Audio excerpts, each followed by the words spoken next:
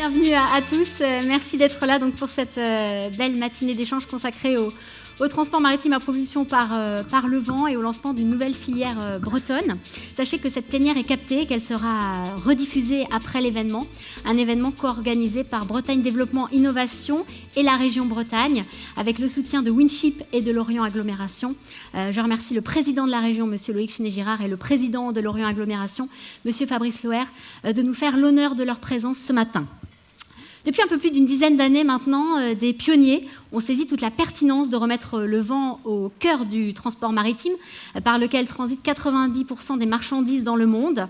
Le vent, qui est une énergie gratuite, disponible immédiatement et inépuisable, et qui est incontestablement la voie à explorer pour un transport plus durable et plus propre dans un contexte d'urgence climatique absolue. Et pourtant, ces pionniers ont été au départ taxés de vouloir revenir en arrière à des solutions archaïques, mais ils ont été tenaces, ils ont fait preuve d'audace et ils ont prouvé au contraire que leur démarche était des plus innovantes.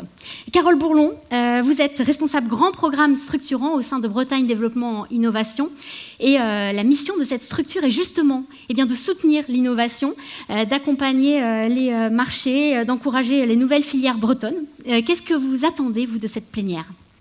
Oui, bonjour à tous et à toutes, et merci de votre présence aujourd'hui. Cet événement est le point de départ, je dirais, d'une histoire à écrire. Et les objectifs de cette plénière sont de 4 ordres.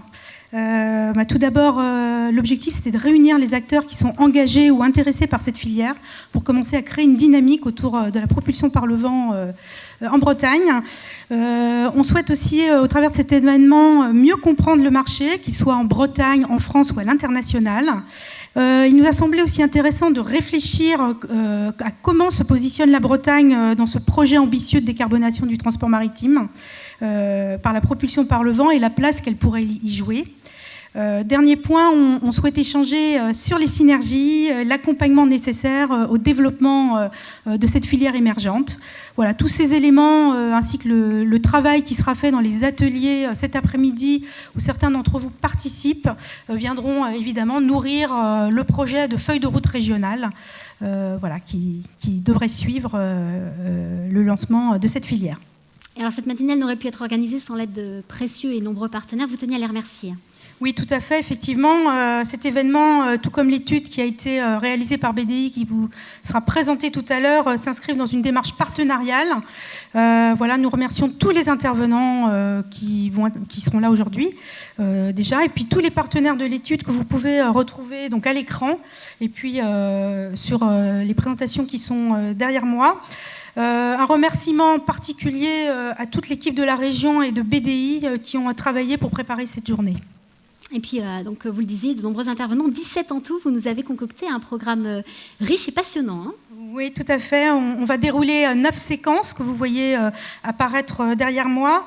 Voilà le programme dans les grandes lignes. Donc, les présidents de Lorient Agglomération et de la région Bretagne prendront la parole pour apporter leur vision politique sur ce sujet. On fera ensuite un état du marché. On écoutera également des témoignages inspirants de 2 entreprises qui sont relativement avancées sur ce sujet de la propulsion par le vent. On découvrira les résultats de l'étude qui a été menée par BDI et auquel bon nombre d'entre vous ont répondu. Et puis, dans un deuxième temps, on aura des tables rondes pour identifier des obstacles, réfléchir à comment développer la filière, toutes les synergies, l'accompagnement à mettre en place. Et puis, on terminera par une synthèse de la matinée. Merci beaucoup, Carole. Je vais maintenant inviter Fabrice Loher, le président de Lorient Agglomération, à me rejoindre pour prendre la parole. Je vous en prie.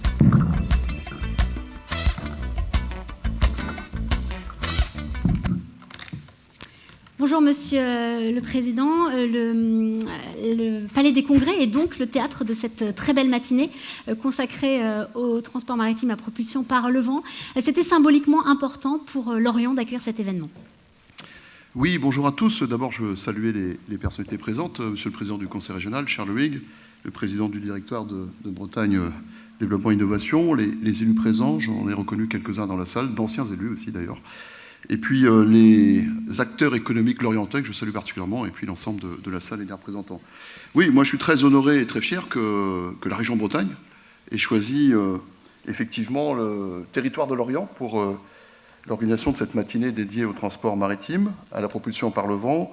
et puis au lancement de cette nouvelle filière vélique. Mais j'ai envie de dire, c'était un choix quasiment évident. Vous le savez, l'Orient est né du commerce maritime international au moment de la marine à voile. C'est avec la marine à voile que l'Orient a construit sa prospérité ici sur les chantiers du Faouélique et en lançant les bateaux de la Compagnie des Indes sur les routes du monde. Nous avons été ensuite suivis par les Anglais, les Néerlandais sont souvent ceux qui nous copient. Mais il faut dire que le commerce maritime à la voile mondial est quelque part né ici à l'Orient au XVIIe siècle. Et puis, vous n'êtes pas sans savoir non plus que l'Orient, c'est désormais le premier pôle européen de course au large. On dispose ici de tout ce qu'il y a de plus innovant en matière de course au large. Et la course au large, évidemment, ça marche avec le vent, même si la Jacques Vabre a montré ces derniers jours que c'était un peu plus compliqué que ça, puisque nos ultimes se sont retrouvés un peu plantés au départ de la Transat, mais il paraît que ça va mieux, et ça y est, le vent est de retour, donc la course va pouvoir se dérouler. Donc l'Orient est sans doute un choix évident. Le pays de l'Orient dispose, avec ce qu'on appelle la Sailing Valley, de tout le savoir-faire de pointe en matière d'innovation pour la construction de mâts géants et de voiles performantes et pliables, justement à l'image de ceux qui équipent nos ultimes en ce moment dans la Jacques Vabre. Et donc le lancement de cette filière ici à l'Orient, elle s'inscrit parfaitement dans cette ambition de transformation écologique de notre territoire qui passe par la transition énergétique de nos transports terrestres et maritimes.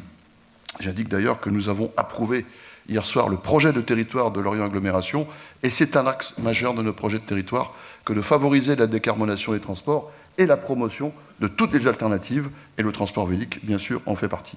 Je voudrais, à ce titre, souligner qu'il y a déjà un début de structuration de la filière transport maritime et propulsion par le vent dans le Morbihan, et ici singulièrement au Pays de l'Orient. Il y a en effet un consortium qui s'est constitué autour de 5 structures. Je voudrais les citer parce que c'est du concret, et je pense qu'aujourd'hui, vous allez avoir des échanges très concrets sur la question. Il y a bien sûr l'ORIMA, il y a la société SMM, CDK, Havel, Multiplast, qui se sont donc constitués en consortium pour la fourniture de mâts de grande taille. Et c'est un consortium qui a déjà signé, avec les chantiers de l'Atlantique de Saint-Nazaire, la commande d'un premier démonstrateur de 35 mètres, qui est actuellement en cours d'essai, sachant qu'un deuxième démonstrateur de 66 mètres suivra.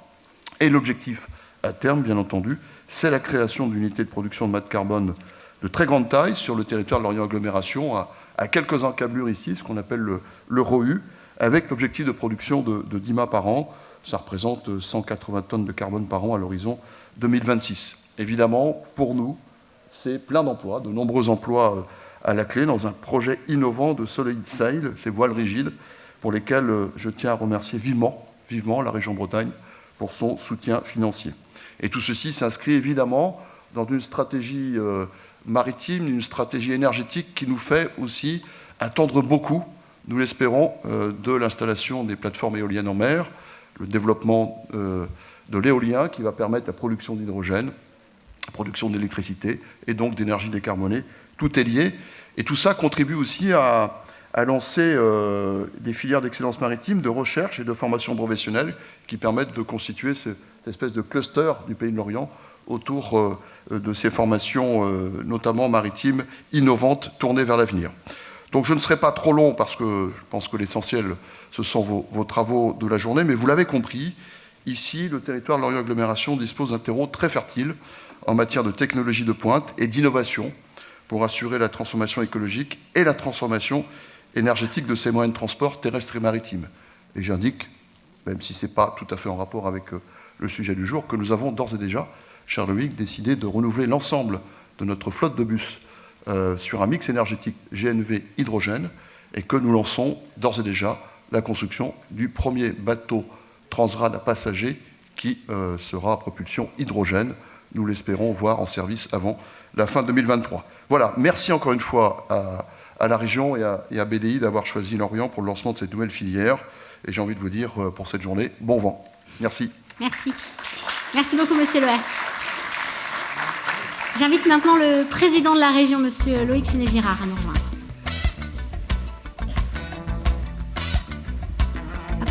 Comme vous préférez. On peut se mettre là ou au pupitre, c'est vraiment selon votre envie. Ouais. Bonjour à tous. Bonjour, merci Président d'être avec nous. Alors vous avez suivi de près les discussions qui se tenaient à la COP26 la semaine dernière et d'une manière générale, vous suivez de près tout ce qui se dit sur l'enjeu de la décarbonation du transport et plus particulièrement donc ce transport maritime propulsé par le vent. Alors parlez-nous justement de ces ambitions pour la Bretagne dans ce domaine de la propulsion par le vent.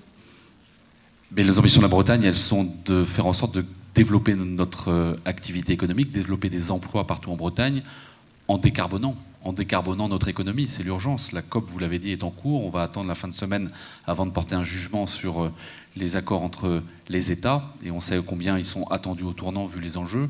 Mais nous ne devons pas attendre tout des États membres, de l'Union européenne ou des États au niveau mondial. On doit aussi prendre notre part dans cette course extraordinaire, qui est une aventure qui peut être angoissante pour certains, qui peut être aussi un risque pour beaucoup d'entreprises, mais qui est une opportunité extraordinaire si on prend le vent de manière pertinente. Et nous avons conscience en Bretagne que la décarbonation est l'urgence et que le vent, les énergies marines, le vent comme source d'énergie de propulsion, c'est un actif durable que nous devons utiliser pour développer nos économies. Nous avons quelques entreprises qui se sont déjà installées. Juste avant de venir, je suis allé visiter les Iliens avec le bateau qui fait une ligne régulière entre Lorient et Belle-Île. Ça se passe déjà, il y a un modèle économique, ça tourne. Nous avons quelques entreprises emblématiques qui sont aujourd'hui capables de transporter des marchandises. On peut parler de Todt, ou on peut parler de Grand Sail, qui transportent des marchandises avec le vent. Et nous avons, et ça a été très bien dit par Fabrice Loher, des entreprises ici à Lorient qui se sont organisées en consortium pour répondre à des grands donneurs d'ordre qui préfigurent la marine marchande de demain avec une partie de leur transport en décarboné. Et donc nous avons là, quelque part en Bretagne, à Lorient, des entreprises, des acteurs qui préparent le monde de demain. Et la responsabilité des collectivités, c'est de leur faciliter la vie. La responsabilité des collectivités, c'est d'accélérer, c'est de rendre possible le développement d'une filière en levant les freins qui sont à notre portée. Et grâce aux équipes, grâce à tous les acteurs qui sont présents ici, qui représentent un écosystème riche en Bretagne, de gens qui se connaissent et qui ont une passion partagée pour le développement de la Bretagne, pour la qualité de vie dans notre territoire, et donc pour la décarbonation de notre économie, encore une fois, nous avons là tous les facteurs de réussite pour l'avenir, pour dire aux entrepreneurs, c'est ici que ça se passe, venez en Bretagne, venez à Lorient, on va vous accueillir, on va vous accompagner, et on va vous mettre dans notre réseau. Et le réseau ne s'arrête pas à la Bretagne jusqu'à Saint-Nazaire, le réseau, il est européen, parce que c'est bien une course de l'Europe de faire en sorte d'être encore une fois leader dans ce domaine. Alors on sait votre agenda chargé, vous teniez malgré tout à être présent sur l'ensemble de la matinée, on vous en remercie. Qu'est-ce que vous attendez de cette plénière? C'est justement ça, créer des synergies? C'est donner du souffle, donner de l'énergie, effectivement, à une filière en devenir, une filière qui, encore une fois, est souvent présentée, ça a été dit aussi ce matin par certains comme étant une filière de rêve ou une filière présentée comme une chimère, et ce n'est pas la réalité. Il y a des modèles économiques qui se tiennent, il y a des freins technologiques qui sont là, on peut les lever, il y a des contraintes qui doivent être abordées de front, et il y a une stratégie à mettre en place. Donc nous allons écrire une feuille de route. Cette feuille de route, ce n'est pas la feuille de route du Conseil régional de Bretagne, c'est une feuille de route de la Bretagne, de tous les acteurs bretons, parce qu'il faut des ports, parce qu'il faut des entreprises, parce qu'il faut des acteurs de l'innovation qui se coordonnent, parce qu'il faut de l'enseignement sup-recherche dans le domaine, et que tous ces acteurs-là génèrent un écosystème profitable pour l'avenir. Ça, c'est notre responsabilité. Et pour le faire, il faut de la méthode, et cette méthode, on doit la construire ensemble.